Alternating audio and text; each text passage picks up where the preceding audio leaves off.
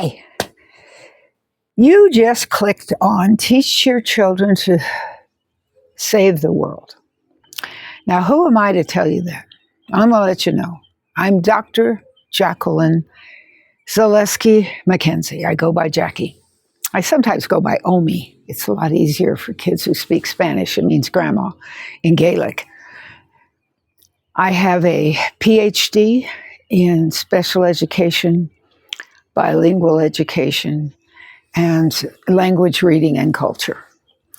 I have an EDS, which is a degree only given in education facilities, which is between a master's and a PhD, special education. I have many years teaching special education, from being the director of a daycare all the way up through college. So I've had lots of experience with kids. I have a bachelor's and a master's degree in business systems management for nonprofits. I had my first child at 15 and my second one at 19. So by the age of 19, I was a income producer and caregiver of 2 children.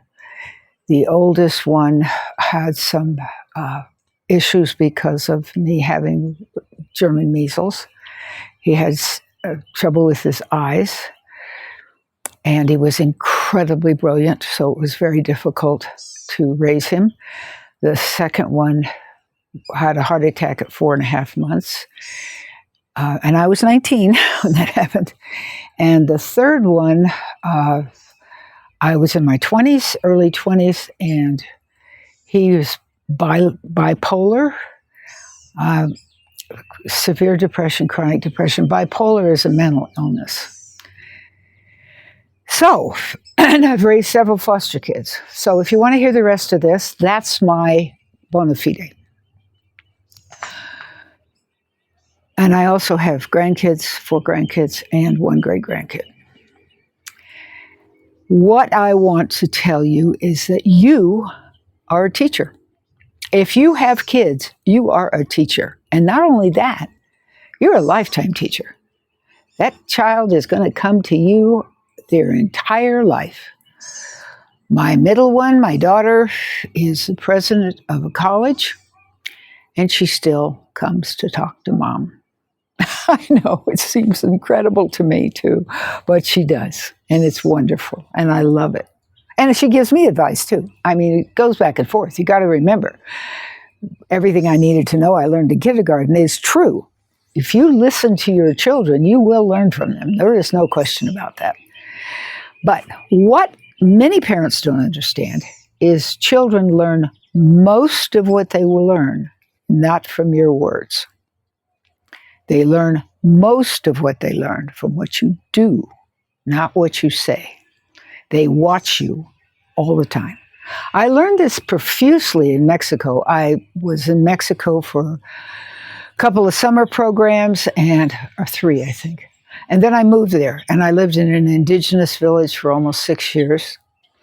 I was a participant in my doctoral dissertation, so that meant I was a part of it. I was working in the different small clinics with the children, teaching the mothers about crawling and teaching them about different ways of making sure if the children had any kind of developmental delays. Every parent is a teacher, and they're watching you. So what they do in Mexico is they don't even use small shovels, small hammers. No. The kids learn with adult-sized tool. And again, it's from watching, not from speaking. And that's what your kid is doing. Believe me, your kid is watching everything you do. Now, most of the sustainable sites that I've been on were about living on, well, like I did for a while. We lived on $109 a month, which is about $220 right now. That was a long time ago. But I have lived in a log cabin in the hills of Kentucky, where I only had a buck stove and fireplace. No, nothing fancy. It was very, very simple. Built it myself. I've lived on 1,227 acres of desert that my husband and I built, 14 different buildings out of straw bale, papercrete, dry stack concrete. We used all the different alternative methods. We taught the other people how to do it. We were totally off grid. We only had solar and wind. Before that, my husband lived for about 15 years on just wind and solar, and that was in Hawaii and Belize. So we lived for 2 years in an RV, traveling the United States, visiting Earthships, anything we could find, any displays on solar, anything that we could find. I first started being concerned about the environment when I was a sophomore in high school. I have studied the environment for a very long time. I've worked with Dr. John Overpeck and Dr. Guy McPherson for almost 20 years, since 2007. So I've really investigated this. And living on $100 a month, raising children, does not make sense. It just doesn't make sense. You can't do it. Okay? Realistically, yes, you can hang clothes on the line. Yes, you can. It's possible. I do it every day. I mean, every day that I wash. And I've done that for years and years and years. You can wash clothes by hand, but that doesn't make sense if you have a family. It really doesn't. So what do you want to do? You want to buy the most efficient washing machine you can find, one that's energy. You can buy an Energy Star, or you can just buy one that tells you right on there, and show the child with the label that you're buying it because it doesn't use a lot of energy. I have also used an old Maytag wringer washer, and I also used a wringer washer that you could attach to things. It was just a wringer, and you're teaching your children that. Great idea. Living with it every day? No. Buy an energy efficient and tell the kids why you're doing it. As far as raising chickens, you can't raise them everywhere, but if it's possible where you're living, at least a couple of chickens. There is nothing cuter. I gotta tell you, nothing cuter than watching your just barely walking toddler go over and you slowly push an egg that's just been laid and still warm and hasn't hardened up yet into their hand, and you hold it very gently and you describe to them that they have to be very careful because it's not hard yet, but it's warm. Oh my gosh, a little toddler, and I've done it several times, they just grin and grin and grin. They can't believe that came out of the chicken, but it does. And that's really important for them to understand that. It's really important. Most anywhere you can grow green beans, even in a pot in the backyard or on the balcony. Teach them about growing green beans. They grow really fast. They're easy to eat. They can eat raw. You can eat them cooked any way you want. But teach them about growing. They need to understand a small seed, if it's protected, if it's fresh, not more than a couple of years old, it's going to pop up pretty quickly, and it'll give them green beans. And they will be tickled. Really, really. There are several things like that you can grow, that you teach your children. Teach them about buying things that last. These overalls are guaranteed for life. Now, that's a pretty neat thing. But if you teach them to put patches on the knees of their blue jeans, or to repair a rip, if there's a rip somewhere, to repair it, all of that really, really impresses a child. The idea, especially if they've ripped something and then they can wear it outside to play, it tells them the difference between grown up going out to a restaurant or something, or to church or something like that, as opposed to going outside to play. And they understand then that there's two separate things to do. You can help them learn to clean the house with vinegar. You don't have to use harsh chemicals in the house. You can use vinegar. And clean the windows with newspaper. Newspaper is a phenomenal way to clean mirrors or windows. Teach them about using baking soda to clean. Lots of, well, here in Ecuador, that's what we have. That's what we clean with. It's a baking soda product that's mixed with either smell or color and a little pot. And it's just baking soda.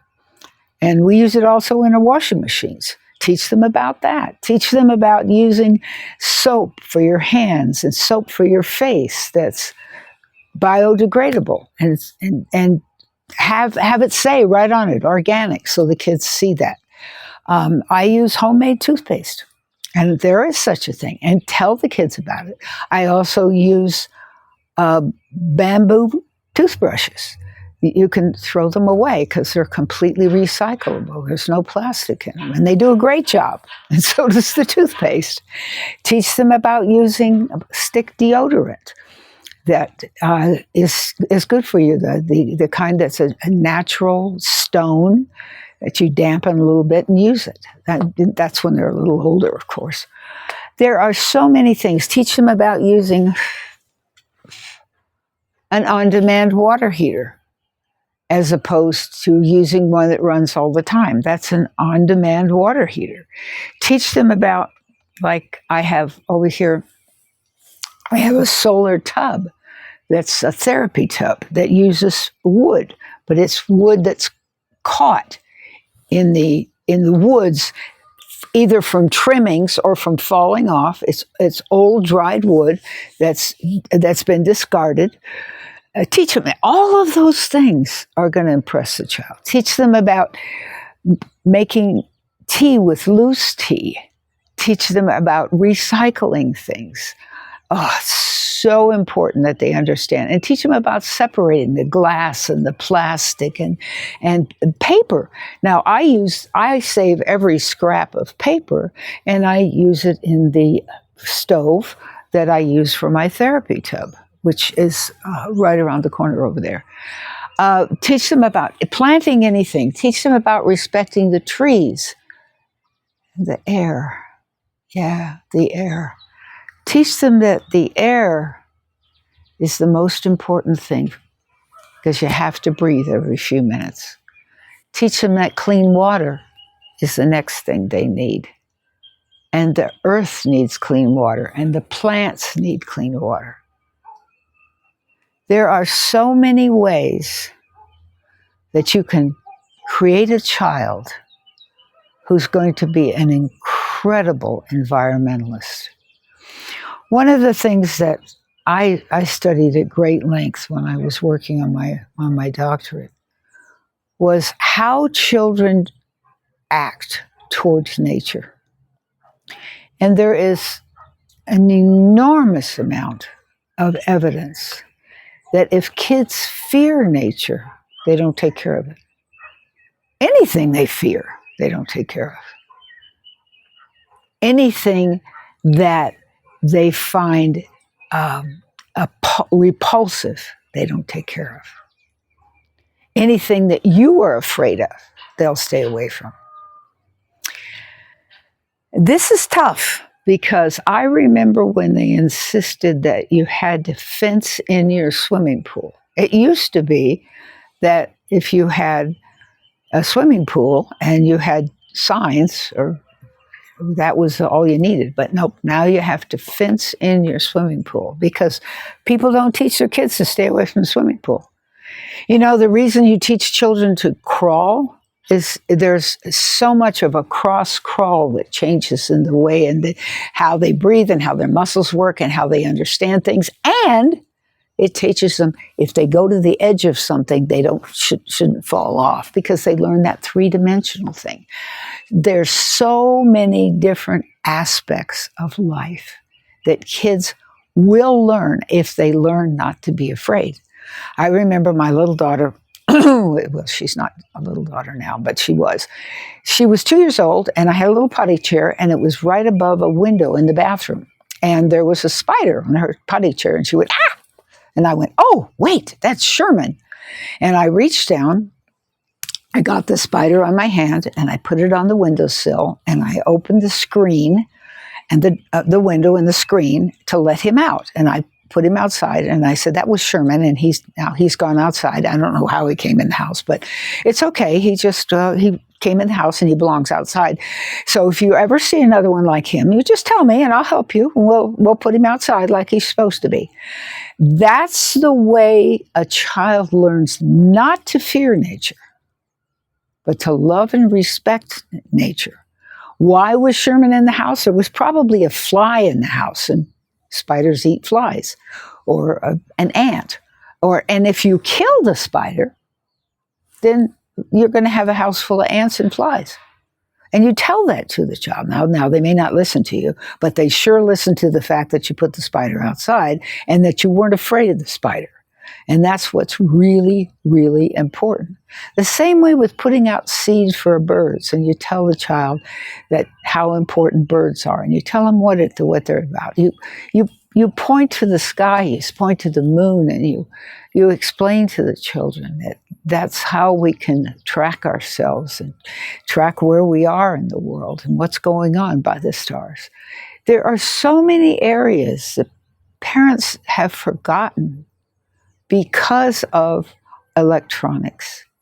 And as you know, or should know, there's a lot of controversy in the world now, a lot of upheaval, a lot of very scary situations going on. The more you can teach your child about protecting themselves and being a part of the world and understanding the things that indigenous people understood, the better. Teach them not to be afraid of animals. It's so important. I have a beautiful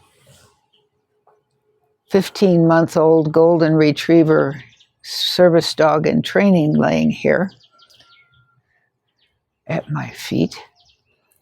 And I just can't imagine raising children without animals. I used to keep a gecko in my windowsill. I used to have all kinds of insect displays all over my walls, so much that when the movers came, they asked my mother what to do with everything in the boys' room. I also had tortoises, turtles, lizards, birds, you name it. And I have no fear of nature. I have lived with rattlesnakes. I've lived with Gila monsters. I've walked up on a bear. I'm still here. A cougar. I'll never forget the day I walked up on the cougar. These animals understand your emotions. If you're afraid, you're in trouble. If you're not afraid, you'll be fine. And mostly, tell your children, if they see a big animal, if they just stretch their arms up wide like this and widen their legs, it makes them appear to be much bigger than they are. Don't run, just do that. You'd be surprised. The animal will go away because you're bigger than they are. Probably, unless, of course, you're running into a giraffe or an elephant. But that's pretty unlikely in most modern situations. What I'm saying is, you don't have to live without money. You can live without granite countertops. You can live without a dishwasher. You can live without a microwave. I do. It doesn't hurt me at all. There are so many ways, little ways. And this is the part that is really important to me. I'm 79 years old. I've seen a lot of the world, and I've lived in a wide variety of sustainable situations. Well, I did once live on 100, but I've lived with dry composting toilets for over 20 years of my life. There's so many different things. Buy a toilet that's low water use. I mean, there are so many ways that you can reduce your impact on the environment without being completely a minimalist.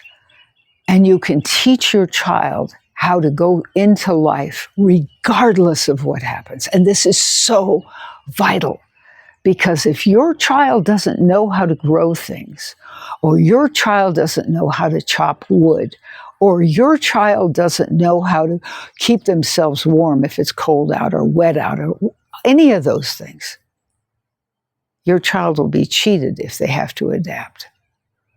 How many people have you ever heard of have gotten in landslides or avalanches or so forth and so on because they just don't have the experience? Take them for a walk in the woods. There is nothing more healing than a walk in the woods. There's all kinds of proof. There's all kinds of proof. I even put that in my dissertation. Being outdoors in nature, outdoors in nature with your child, showing them a ladybug, talking about the butterflies, listening to the birds. Any of those things takes away the fear of nature. And if your child is not afraid of nature, they're going to take care of it. And if we had more kids who were not afraid of nature, we wouldn't be in the mess we're in now. Buy a hybrid car if you can, or an electric car if you can. Whatever you can do, every little thing you do, in my opinion, now I don't have this by experts, but in my opinion, if everybody did a little bit, probably the tornadoes would be a little bit worse, earthquakes a little bit less, the tsunamis a little less, climate change a little less, if we just did a few things. But we have to teach our kids. They're the future. If they don't know what to do, if they're afraid to go outside, if they shudder in the corner when they hear thunder, it's a sad thing, because they're not learning what they need to learn to save the world. And somebody's got to do it. I tried. Since 1962 as a sophomore in high school, I've tried. That's when Silent Spring came out by Rachel Carson, telling us what the DDT is doing to the birds. I knew then that my dad was right, because he always taught me to be organic, to camp and never make it look like I was ever there, to farm organically, to honor everything that's in nature, because it's a gift. We didn't pay for the earth, we were born on it. And now it's time to take care of it. So if you have any questions of me, put them right down there. I'll be happy to answer.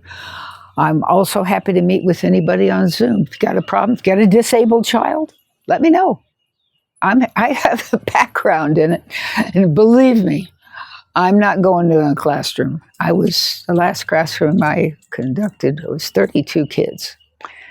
And I'm not up to that now. I'm 79 years old. That's a little late to be racing around a classroom with 32 kids.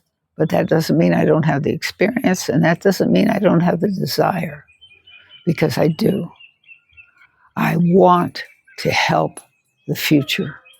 I want to be here for you to help the future of your children, or your aunt's children, or your cousin's children, or your neighbor's children, or your foster children, whatever it is, or the students you're teaching. I don't know. But if you have questions, let me know. And if you want to meet me on Zoom, I'm happy to do that. I'm not asking you for money. I'm asking you to listen and ask questions. Because just like your kids, just exactly like your children, you learn from observing and from listening. And that's the truth. Thank you for being here. I hope I see you again. Oh, if you go down, check out my nonprofit. There's two of us we've done a lot of work for the last 34 years, but there's two of us who do art that's related to reminding about nature, which would be great for one of your kids. I have a little pin that's made out of crochet. You could put it on their backpack or whatever, and tell them, this is to remind you to take care of nature. Because that's really important. Okay? Thank you.